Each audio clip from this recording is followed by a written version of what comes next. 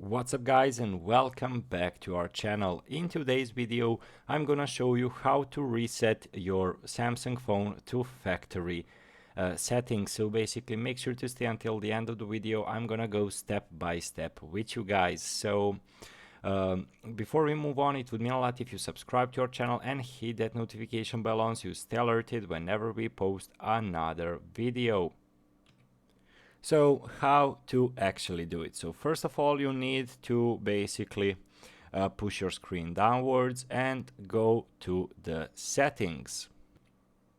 So after you press that gear wheel, you are basically in your phone settings options. So what you need to do is scroll all the way to the bottom of these options. So we're just gonna scroll downwards. So as you can see here, we are having in the last three sections: software update, user manual, and about phone. So what you want to do is press on about phone option. So when you're over here, you will probably find in the looking for something else option downwards, you just scroll it down and find the reset button. So as you can see here, we are having reset button. When you press on it,